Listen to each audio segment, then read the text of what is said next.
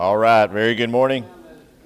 Good morning to everybody this morning. Glad to have you at Market Street Church of Christ on our live stream as well as live and in person. You know, been paying attention to the countdown. Typically, whenever that countdown gets down to 0, I'm already standing here ready to go for the live stream. But now that we're back to live and here having people in the auditorium, I got caught visiting this time. I got caught fellowshipping a little bit. So I went past the allotted time, but Lori, thank you so much for running that timer for us. We greatly appreciate it. Amen. We are going to be studying the life of Christ, continuation of the life of Christ this morning. We are in Matthew chapter 23. If you want to open your Bibles to Matthew 23, we're going to pick up where we left off last week. We are right in the middle of this chapter of woes. We started last week, and actually the week before that, talking about Jesus' response. Just to give you an update on the context, this is Jesus responding to the Pharisees. In chapter 22, they attacked him 2 or 3 times. Both the Pharisees and the Sadducees and the Herodians attacked Jesus. Their attacks were foiled. Jesus comes back with a question, and they couldn't answer the question, and he showed their ineptitude of being able to discern the Scriptures. And so then now he goes into describing who these scribes and Pharisees are. And as we mentioned last week, he is essentially insulting them. He starts out by describing what kind of people they are, what they're doing, what they've been doing, and stuff like that. And now it's gotten to the point that he is now just basically, I say basically, there's more to it than basics. He is insulting them. Now, we talked about last week, don't get the idea that he's being hateful. Don't get the idea that he's being mean or anything like that. We talked about the fact that he is going to be the judge, that one day every knee will bow before Jesus. Jesus is God on earth. He is the judge, and there's nothing wrong with a judge calling a murderer a murderer. That's not being accusatory, that's not being mean or anything else, and these people are doing all the things that he's accusing them of. Remember, Jesus can see the heart. We cannot see the heart, and so sometimes people will look at this and go, well, Jesus, he called them white sepulchres. 75, that's where we stopped. We stopped in verse 24 about the blind guides who strain out a gnat and swallow a camel. Now, the reason for these insults, and I keep calling them insults, maybe there's a better name for it, I don't know, but they are definitely insulting, because I guarantee you the Pharisees and the Sadducees, the Herodians and the scribes that are standing there, they're not happy to hear these things. Guarantee it. In fact, we know that because they kill him for it.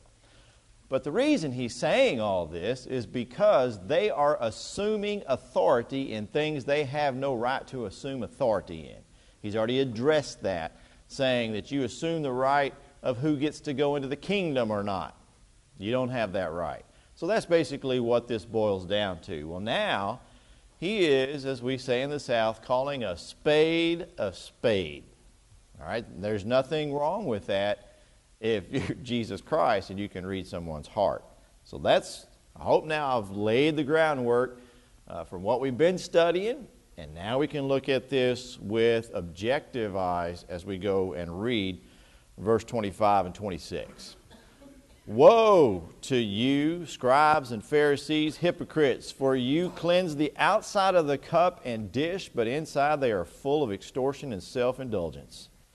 Blind Pharisee, first cleanse the inside of the cup and dish, that the outside of them may be clean also. Now, this word woe, remember we talked about that last week, is a word that means how terrible. Sometimes it's translated alas. I was talking to Andrea, and she was talking about when she teaches this to the young kids in the classes, she uses the word shame, like shame on you. That's a great way of describing this. Shame on you, scribes and Pharisees. And then the word hypocrite is as blatant of a description as you can get. What's a hypocrite? Somebody wears a mask. Somebody who wears a mask? A mask, that's right. What kind of mask? In other words, inwardly he's different than what he perceives to be. Oh, you mean a different face type mask, not a mask, right?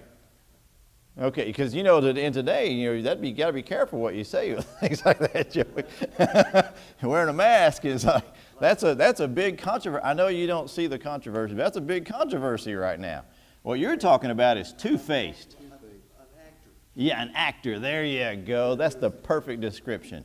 Somebody who's two-faced, who says something to your face, but then does something completely different. That is true. An actor. That's a hypocrite. And that's exactly what they were. We're going to see this over and over. And this is one of the best ways to describe it right here, this cleansing the outside of the cup and dish. Now, you first think of, on a surface level, of them literally cleansing a cup and a dish. But Jesus is talking about something far deeper than this material cup and dish. And they did literally clean cups and dishes. Remember, Jesus was criticized for not washing his hands. And so what Jesus is talking about here and trying to get them to understand is that it's the same thing, essentially, is that was it acceptable to have a little bit of corruption in this cup or this dish? No. No, you need to cleanse the whole thing. How many of you would go to somebody's house and pick up a cup and the outside of it was crystal clear, perfectly clean, but the inside was kind of nasty and dirty, right? In fact, I got a coffee mug collection on the wall, and there's only a certain number of those that I drink out of regularly.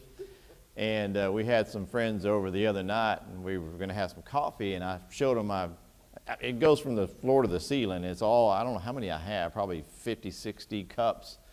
And I said, they're from all over the country and all over the world, and, well, the world that we've traveled.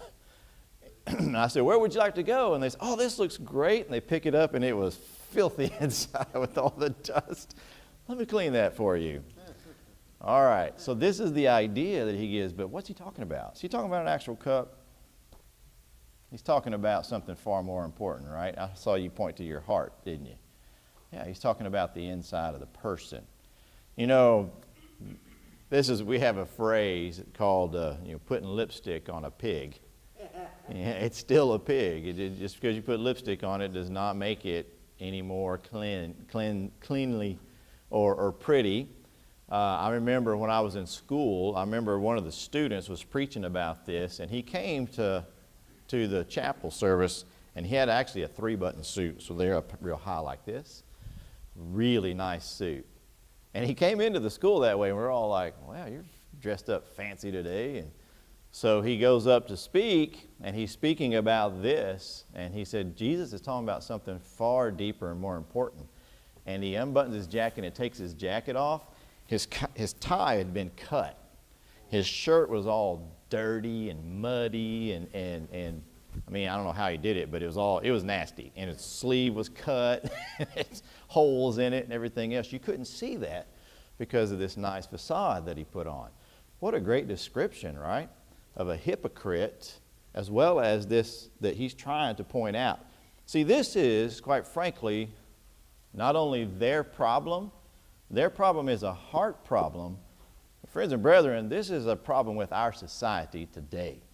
Our society has a heart problem. Jesus is talking about heart here. He's not talking about cups and dishes. Those are important.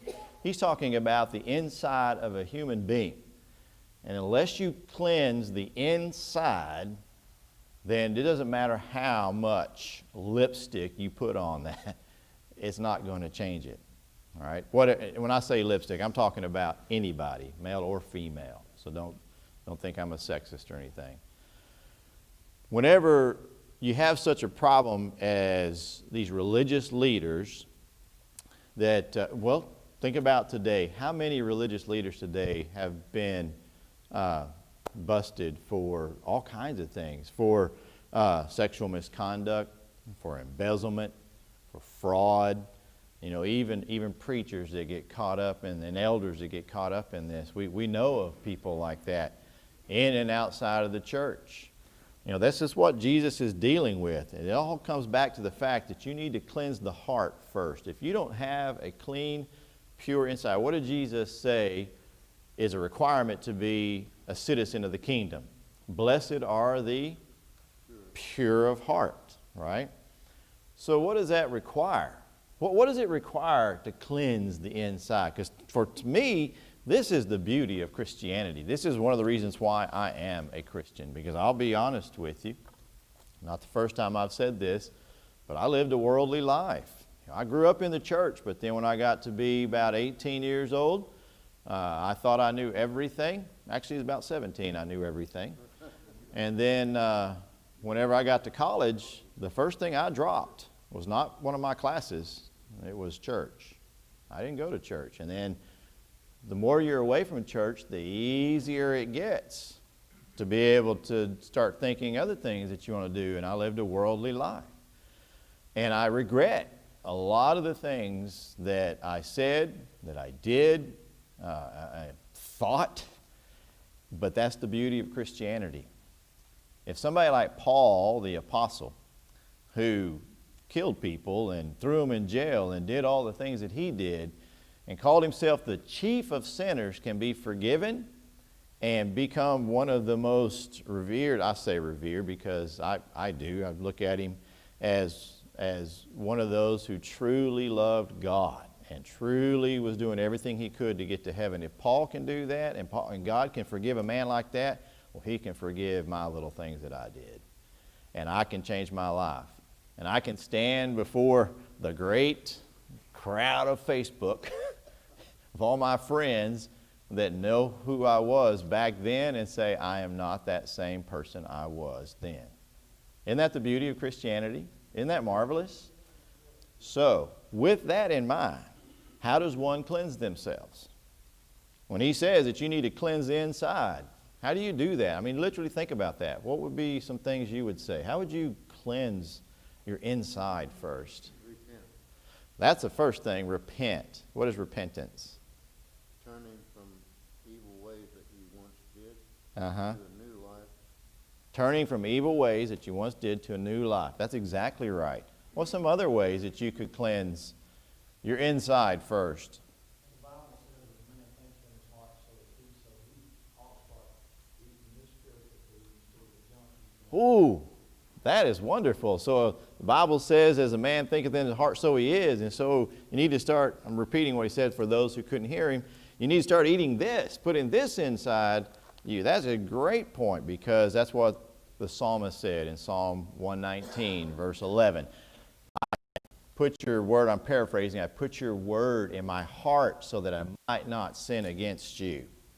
Any other thoughts on that? How else can you cleanse the inside? How about some of our young people? What would you say? Is there a way to, dealing with the world and everything you're in, what would be a way to cleanse yourself from the inside? Any ideas or thoughts?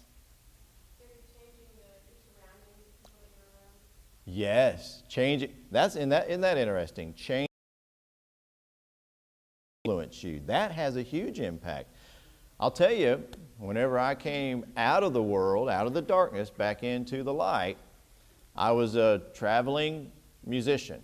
I was doing quite well in that business, and I remember I needed to get my life right with God, so I was repenting. I was coming back to church and everything else, and I remember thinking, wow, man, I'm going to save the world because I'm in the den of sin right there. All the people that I'm going to have influence over. Didn't take me long to figure out it works the other way around. When you're completely surrounded by sin, when you're completely surrounded by evil and sinful behavior, it will impact your way of thinking. Here's another aspect. This still happens to me today. Even watching movies and stuff like that, where you hear curse words all the time and you hear or see things all the time and all this sinful, evil stuff. Garbage in, garbage out. Joe, you had a comment? Remember that prayer is never ended. Even Paul says, that which I should do, I do not. And that, that I should do, I don't. And vice versa. Yes. It's never ending. All your life is still constant with that. So, as you have said, That's right. Joe's saying it never ends. It's constant, and that's exactly right. Paul said that. He goes on to say, I buffet my body so that I don't do those things because my body wants to do those things. Listen, it's never going to end. I'm still Troy Spradlin. I still have all those memories. I still have all those actions that in my life that I have to deal with. But I have to, as was said, I have to fill my mind with the Word. I have to surround myself with good people. And do things according to God's Word. And it's a constant battle. That's why Jesus said, remain faithful until death. That implication is it's possible to not remain faithful, right? Amen. So that's an important, very important, great input. Anything else anybody want to add? Ooh, confession. That is very important because makes me think about the preacher that he was asking during the invitation, and he came up and he was saying, well, go ahead, confess it, brother. And he started saying all the things that he was doing. And he said a few things, and the preacher was like, don't know if I'd have said that, brother. But we do need to confess. What does the Bible tell us? In 1 John chapter 1, verse 9. What does that say? Somebody go there and read that. 1 John chapter 1, verse 9.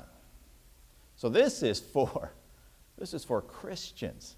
He's writing this, John is writing this to those who are already saved, those who already have the blood of Christ covering them. But there's something he says. You have it there, Joe? We confess our sins, he is faithful and just to forgive us our sins and to cleanse us from all unrighteousness. So if we confess our sins, he will forgive us. So even as a Christian, that's why, and I want you to understand this, that's why during the invitation of a sermon, we offer it not only to those who've never obeyed the gospel, but to the members of the Lord's church also. And that's why members of the Lord's church sometimes go forward, is to ask for the prayers of the church. And that can be a form of confession. Now, there are different types of sin. There are public sins and there are private sins. You don't need to confess to everybody your private sins. We've had that happen many times where somebody will come to the front and they simply ask for prayers for things going on in their life. Make sense? That's private, and they need help. That's what the church is for.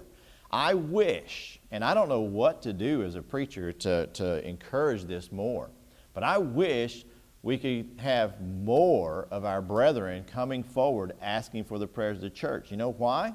Because you come to me in private and ask for prayers of the church. You make statements that I need the prayers. Hey, pray for me. I'm going through a rough time. Hey, I'm going to pray for you, but you know what you need to do? You need to come to the front during the invitation and ask the church to pray for you right then and there. Listen, there is nothing more powerful than a congregation praying for you at that point. Now, I'm going to say something here that's going to upset a few people, and I hope you're listening online as well. There have been times when people come forward and have asked for prayers of the church, and then other people in the church start speculating what's going on in their life. Friends and brethren, that's wrong. That is wrong. And I hate that has happened to some of you. I know personally if a couple of people it's happened in this congregation. We need not speculate about what's going on in someone's life. We need to pray for them, and that's it. All right?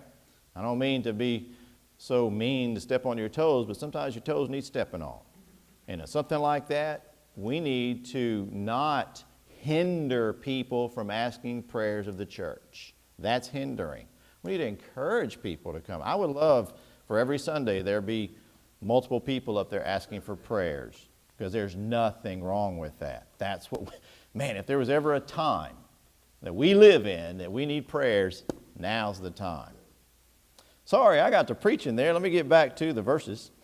Let's go to verse 27 now. I think we covered that one quite well about cleansing your heart. Here we have now assumed authority again in verse 27.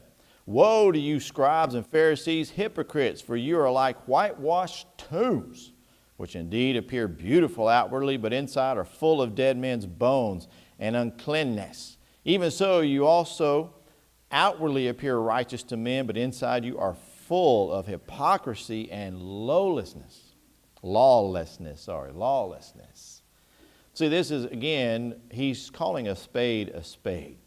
The Pharisees wore clothing that spiritually symbolized their holiness, a lot like religious groups do today. It's a shame that there are groups that have special clothing to make a separation of another Christian from other Christians, because the Bible does not teach that. It's a shame that that happens because the Bible doesn't teach that. There are elders and deacons and preachers, all right? They're no different than anybody else. We're all Christians. A preacher is nothing more. He's not a special super Christian or anything else. He's nothing more than a regular Christian who stands up in a pulpit, has the ability to be able to preach the word. That's all. An elder meets certain qualifications in order to serve the flock. A deacon meets certain qualifications in order to be able to do duties that are assigned to him. But he's no different. How many deacons do you know that wear special clothing? In some religious institutes, they do. How many elders or preachers? Same thing. Now, I want you to go back. You're right here in 23. I want you to go back and look at verse 9. You could draw a line from verse 9 to this right here. When he says, do not call anyone on earth your father, for one is your Father who is in heaven. The word rabbi means teacher. It's basically revered one. And the Pharisees and the scribes and Sadducees love to be called that. Just like today, men love to be called reverend, pastor, or what's some other ones? Father. Yeah, they still use that. Father. There's other titles that people give. The title means literally nothing. The title is simply a description of what you do. You're a Christian.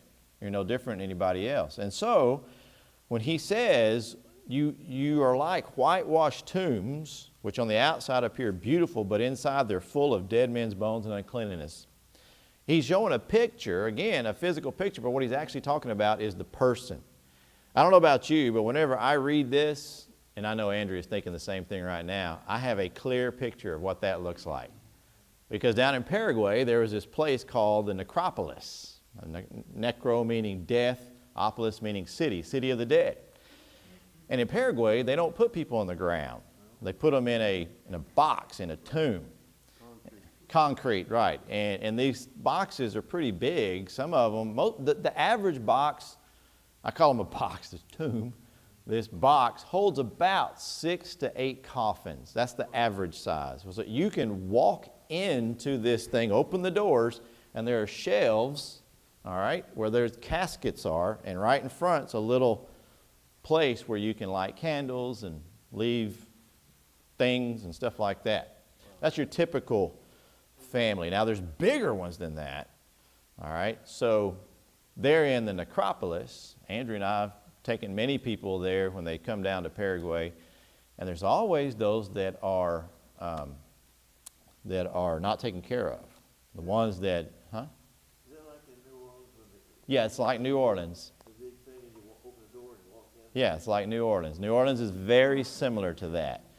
And there's some of them that just fall in disuse. Nobody's taking care of them. I guess everybody in the family died or nobody cares. And there's some where the coffins have fallen down or they're open and there's bones laying out on the ground and stuff. And so when I read this, I have a very clear picture of this beautiful tomb, but if you look inside, it's nasty in there. And I always smell bad, smell really bad. All right? So what a picture of showing this, that there are no special names. There's no special clothing. We don't wear a hat or a badge or anything else that says, I'm a special Christian. You're not. And see, that's what a lot of religions do, religious institutions do, is they make what's called clergy and laity. Clergy meaning of the church, laity meaning of the people. Correct me if I'm wrong on that. I think that's the Latin. And so what that means, what they're doing is creating what do you call that? A status, right? so that the laity, if you're just a little old regular person, you got to go to these people for anything religion. You see what's happening here with the Pharisees and the scribes?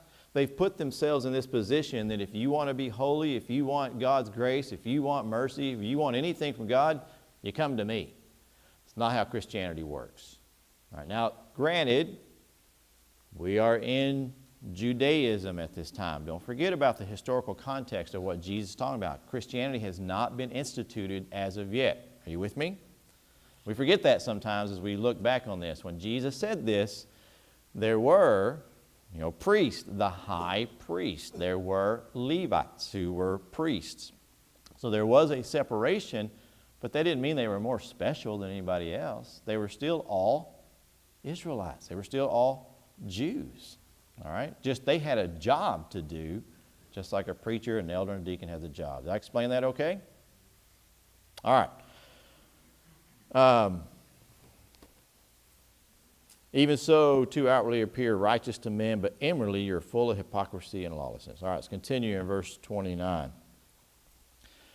Woe to you, scribes and Pharisees, hypocrites, because you build the tombs of the prophets and adorn the monuments of the righteous, and say, if we had lived in the days of our fathers, we would not have been partakers with them in the blood of the prophets.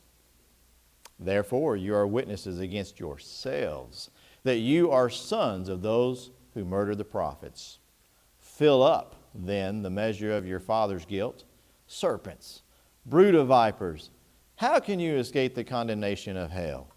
Therefore, indeed, I send you prophets, wise men and scribes. Some of them you will kill and crucify, and some of them you will scourge in your synagogues and persecute from city to city, that on you may come all the righteous blood shed on the earth, from the blood of righteous Abel to the blood of Zechariah, son of Berechiah, whom you murdered between the temple and the altar. Surely I say to you, all these things will come upon this generation.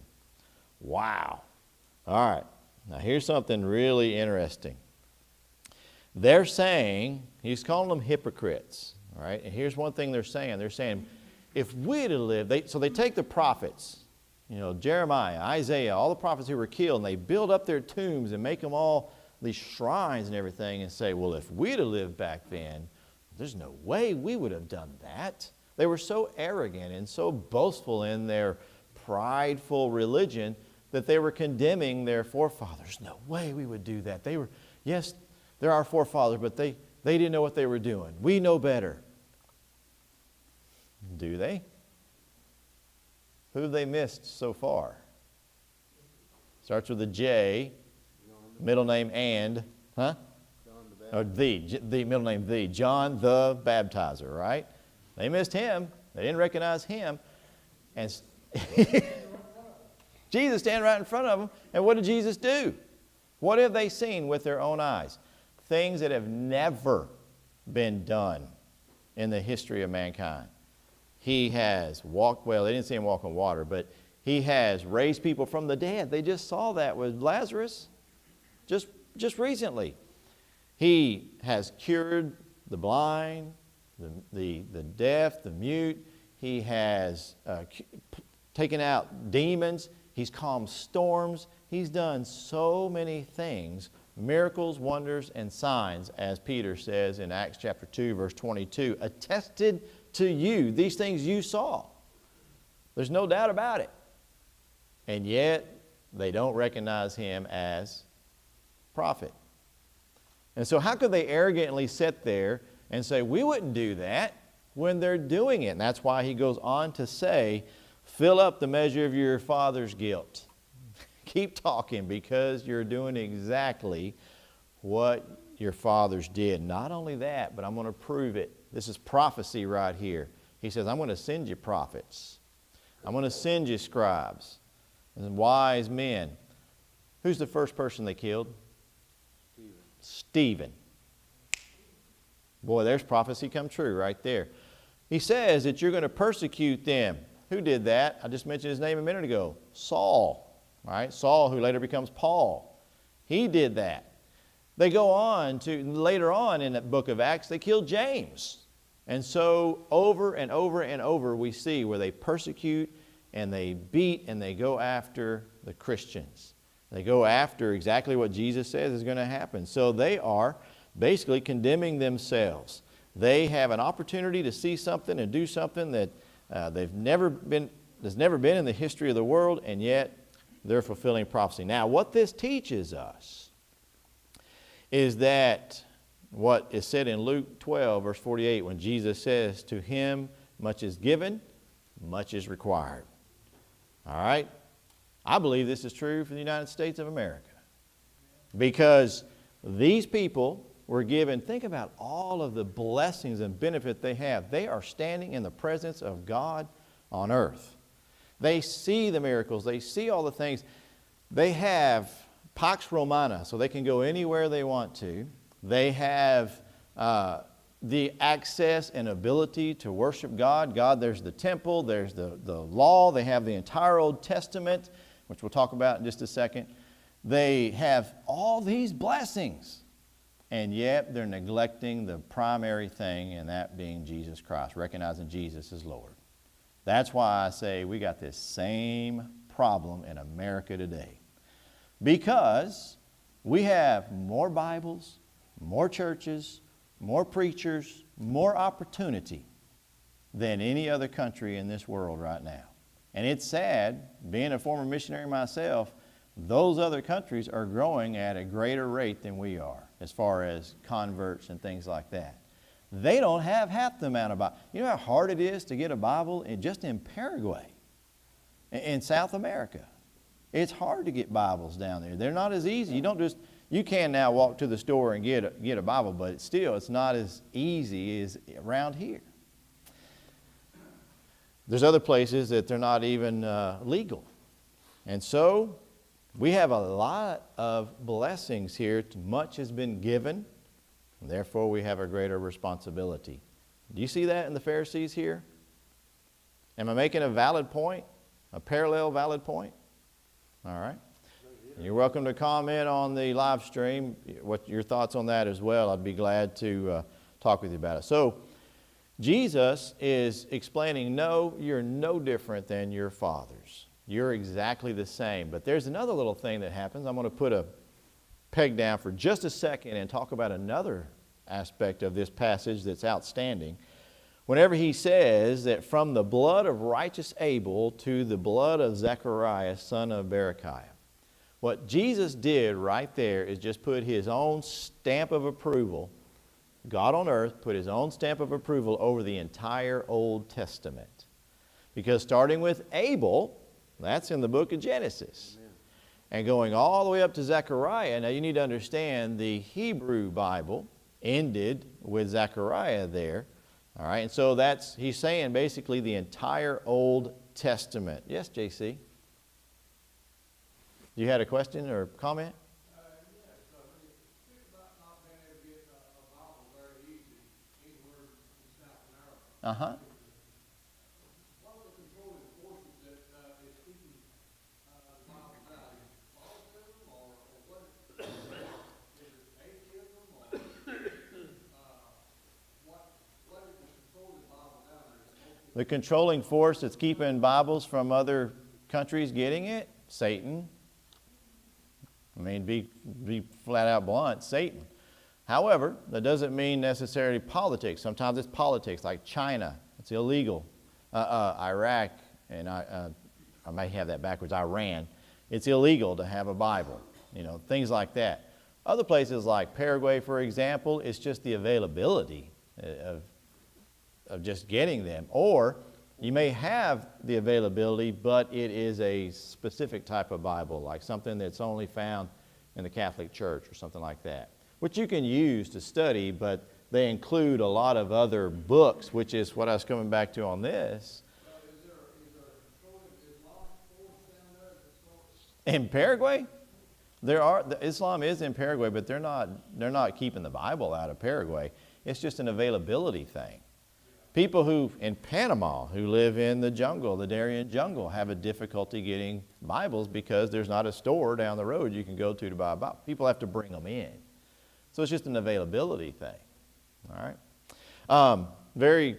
I'd be glad to talk with you some more about it. It's very fascinating. Some of the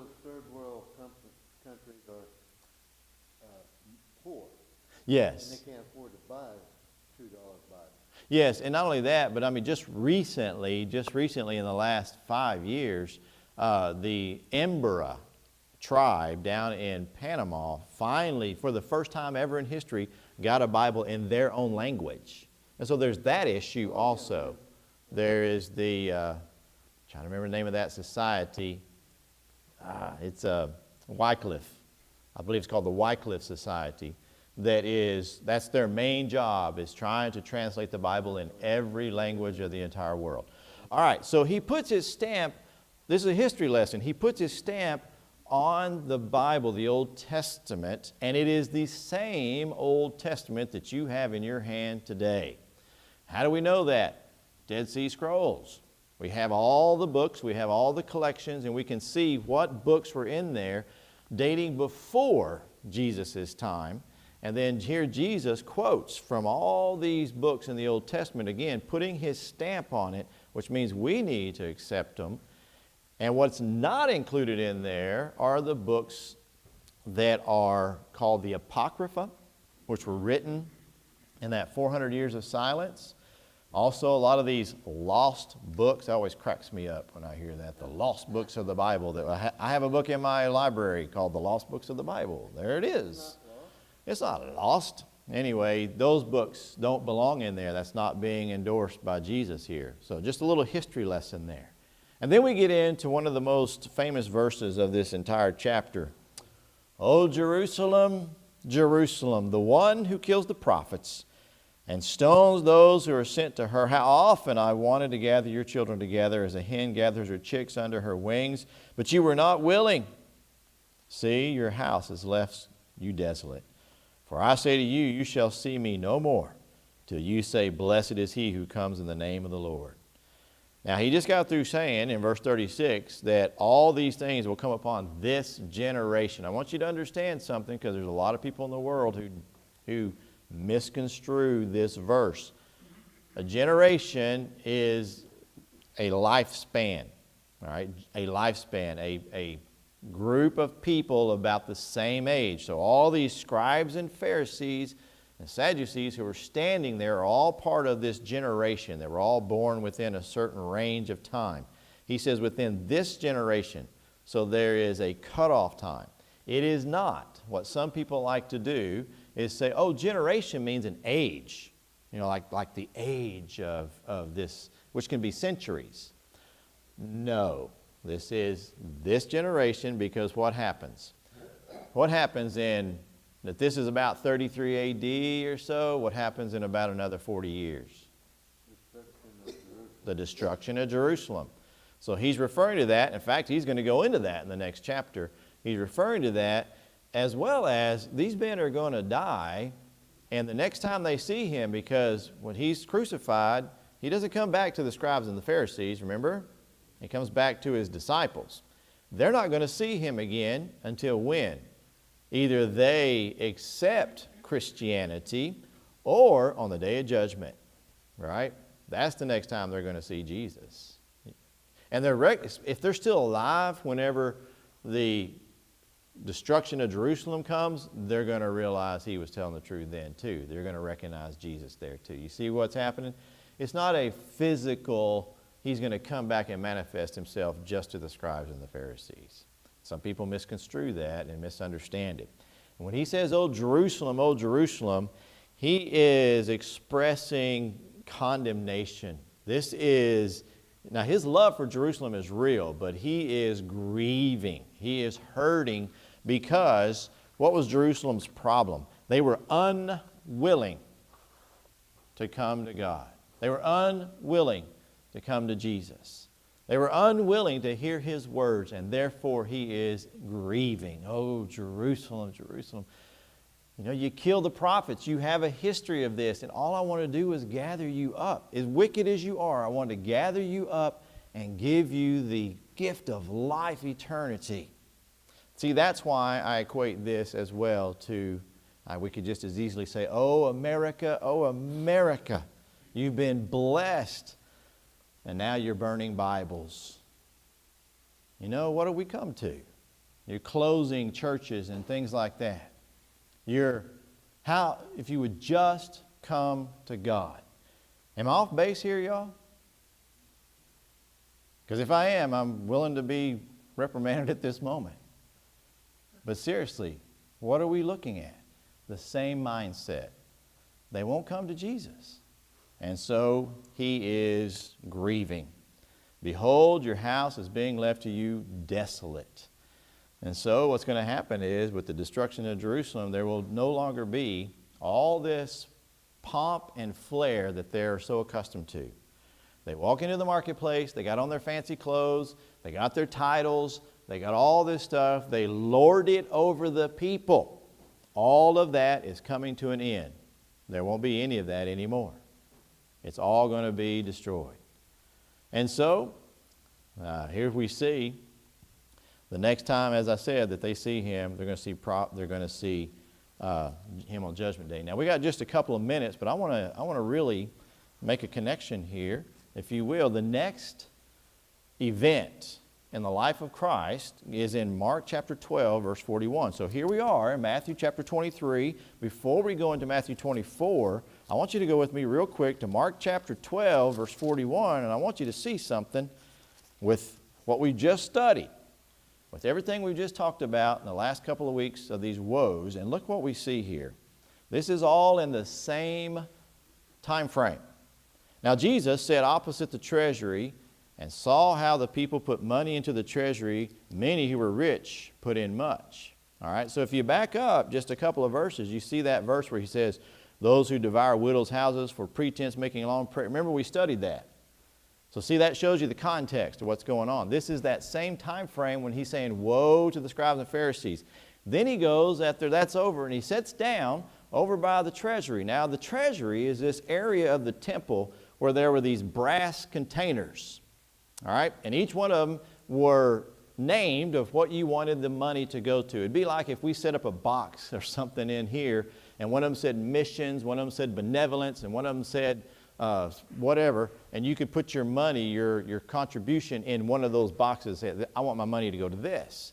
Well, there was 13 of these there in the court, and they were these brass containers, and so the scribes and the Pharisees would come in with all these coins. They had plenty of money. They come in with all these coins, and they would walk up. They're already looking, so pious and everything in their prayer shawls, and they'd put those coins in, bang, clang, clang, clang, clang, clang, clang, clang, clang, clang, clang, clang. Guess what that's doing? It's drawing attention to them, right? Oh, look how much he's given to the Lord. Look how much he's given. If I had a handful of nickels, clang, clang, clang, clang, clang, right? You follow me? Look what happens. Then one poor widow came and threw in 2 mites, which make a quadrans. And so he called his disciples to him and said to him, assuredly I say to you that this poor widow has put in more than all those who have given to the treasury. For they all put in out of their abundance, but she, out of her poverty, put in all she had, her whole livelihood. That word for mites there, or depends on what version you have, has a different thing. It literally is a word that means shaving.